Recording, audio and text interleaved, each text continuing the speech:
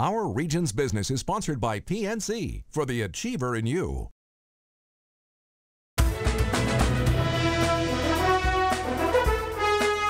Our region weathered the Great Recession better than most, and the construction industry has rebounded.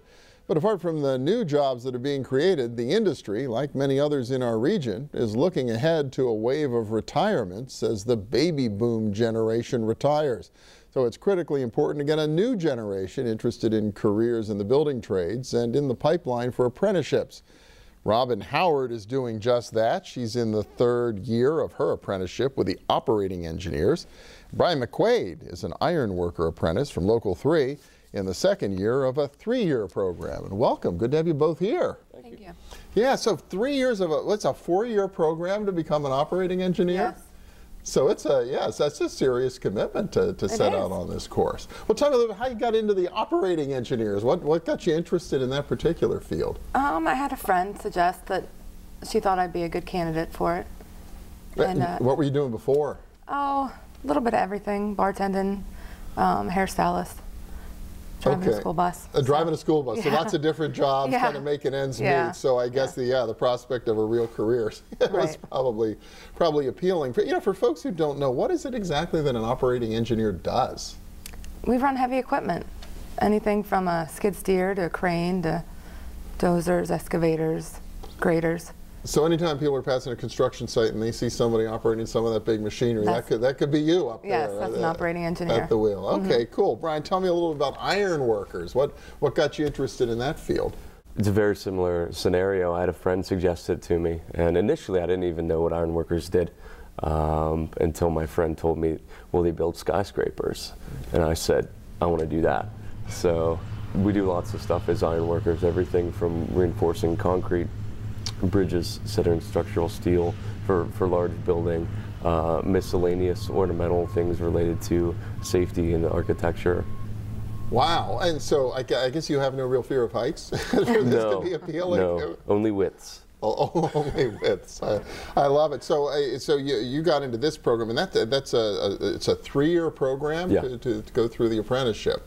So how you been liking it? How's it been going so far? It's been great. Work has been good. It's been very steady, and luckily throughout my apprenticeship I've been able to do all these different things, these different aspects of ironworking, tying rebar, sheeting the outsides of building, doing structural, doing miscellaneous, a little bit of ornamental.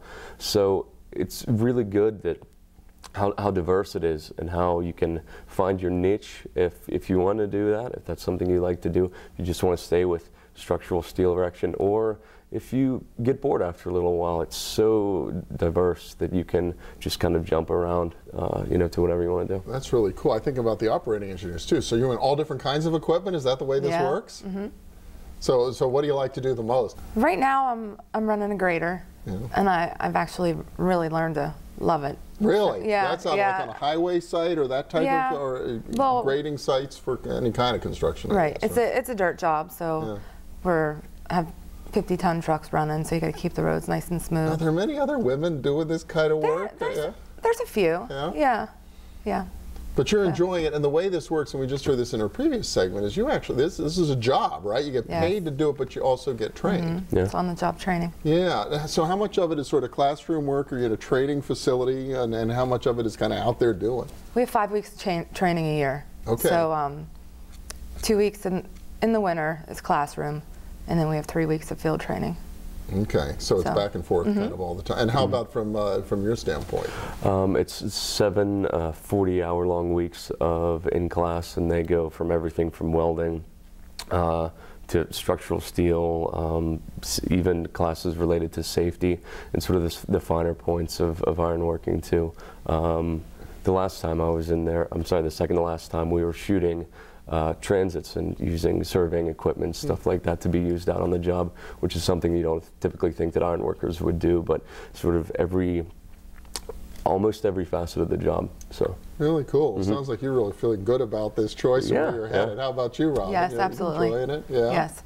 it's a great opportunity. Well, that's great. Well, we're, I know there's got to get a lot more people turned on to these types of careers because there's going to apparently be a lot of demand in the future, and I hope it works out really well for the two of you. Thank you. Thank you. Thank you so much. Robyn Howard from the Operating Engineers and Brian McQuaid from the Ironworkers. Thank you both so much. And we'll be back in a minute with a little dollars and cents. Stay with us.